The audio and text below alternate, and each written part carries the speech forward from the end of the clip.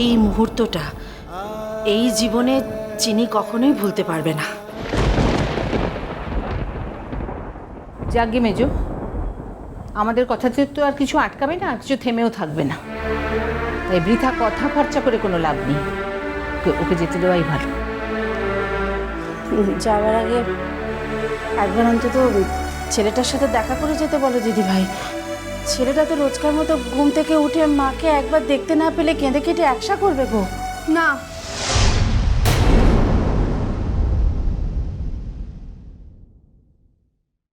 আমি আমার ভাইকে তোমাকে দেখতে দেবো না। তুমি এই মুহূর্তে এখান থেকে চলে যাও। চিনি চিনি হিমুপুরে মায়ের সঙ্গে কেউ কোথাটো বলে না, তারপরে মা তো চলে তুই দিচ্ছিল যাবার সময় তো হিমুপুরে মায়ের সঙ্গে কোথাটো বলছিস, পরে দেখবি তোর নিজের কতটা খারাপ লাগে। আমার কোনো খারাপ লাগবে না, কোনো কষ্ট হবে না আমার। আমি এইরকম মায়ের মুখ দেখতে চাই না।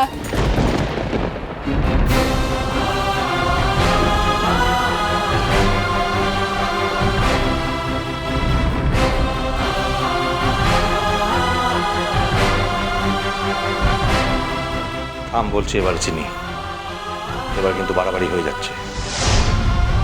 অনেকক্ষণ ধরে দেখছি যা নয় তাই বলে যাচ্ছিস। আর নয়, আমাকে সবাই খারাপ বানিয়ে দিল আমার বাচ্চাদের কাছে।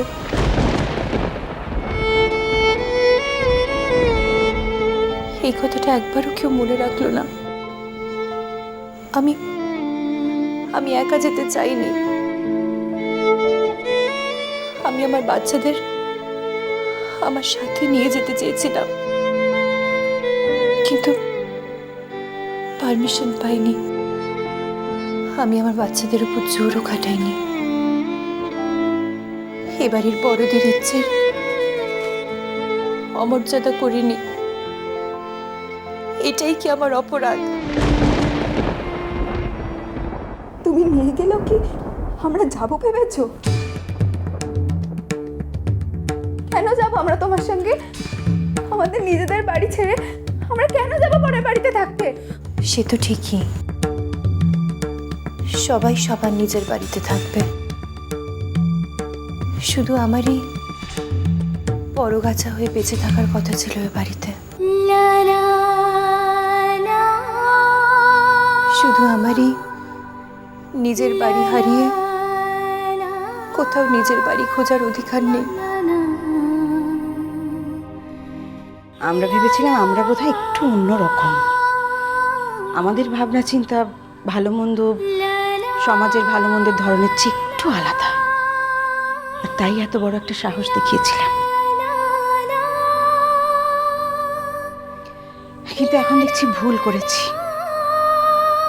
এবারের বড়দের উপর একটু বেশি নির্ভর করে ফেলেছিলাম আমরা। যাকে ছোট কাকিমণি, তবু আমি বলছি যে হয়তো এবারের আর কেউই যাবেন না, কিন্তু আমরা যারা উদ্যোগ নিয়েছিলাম তারা যাব, তারা থাকবো তোমার সঙ্গে। বাড়ির বড়রা চাইলেই ব্যাপারটাকে আর একটু সহজ করে দেখতে পারতেন, কিন্তু তাতে অন্তত বাচ্চাগুলোর এরকম ট্রমা হতো না। কিন্তু কি আর করা যাবে বলো? যাক, তুমি অলরেডি অনেকটা দেরি করে ফেলেছো, এবারে এগিয়ে পড়ো। যাও, ভাইয়া তোমাকে এগিয়ে দিয়ে আসবে।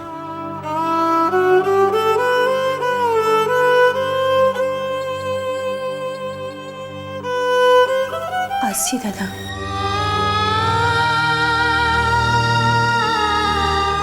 আপনি প্রথম আমাকে এ বাড়িতে হাত ধরে এনেছিলেন। আপনাকে কোনোদিন দাদা না, বাবার মতো করেই দেখেছি। আজকে আমার চলে যাওয়ার সময় আপনি আমার প্রণাম নেবেন না, আশীর্বাদও করবেন না, সেটা জেনেও আমি আপনাকে প্রণাম না করে যেতে পারবো না দাদা।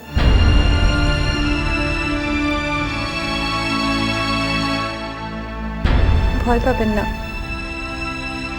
এই নষ্ট মেয়ে আপনাকে ছুঁয়ে আপনাকে অপবিত্র করে দেবে না। আমি আমি দূর থেকেই আপনাকে প্রণাম করব। আশা করি এইটুকু অপরাধ আপনি মার্জনা করবেন আমার।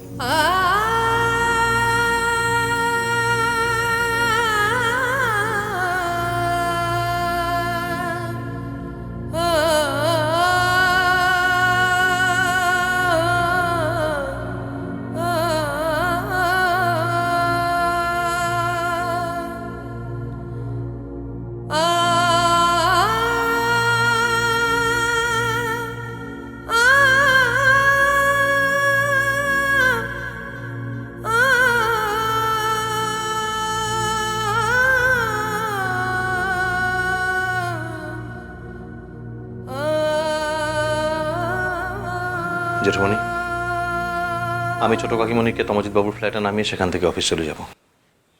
আসছি, চলো।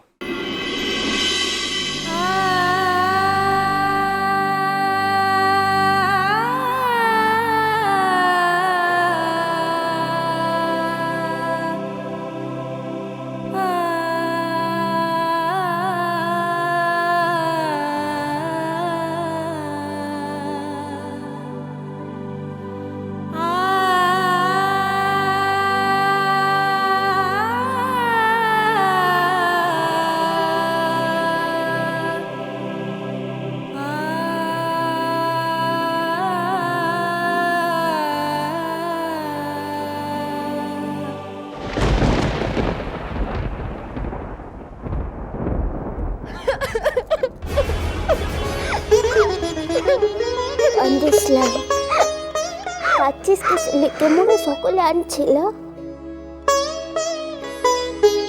কাঁদছিস কিসে লিখে? চিনি দেখি, কান্দিসলাম দেখলা মোরও তো বাপটো ছিল ছিল কি মতো ইকাই মোর মাটোকে ধরে ভরটো হয়েছিল। আর আমার যে বাবা মা কেউ রইল না।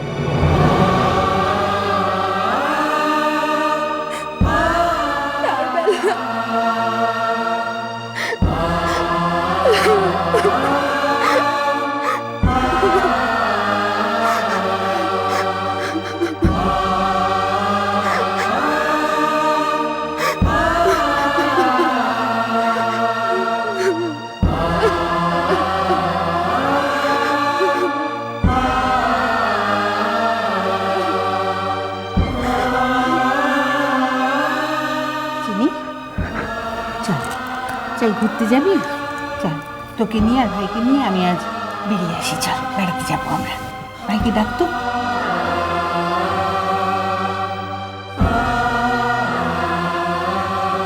দিদি ভাই,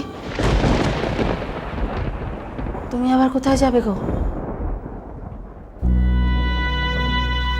মেজো শোন, এরকম সময় বাচ্চাগুলোকে এখানে রাখাটা ঠিক হবে না, বুঝলি?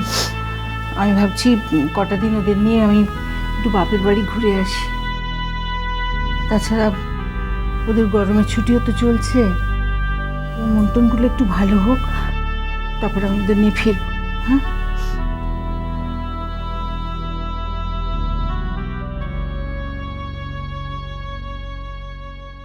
কি গো, যাবো?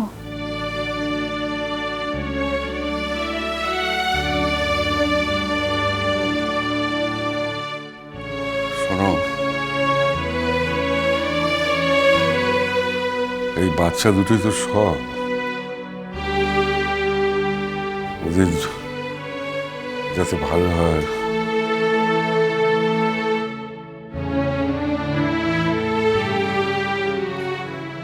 সেটাই করো।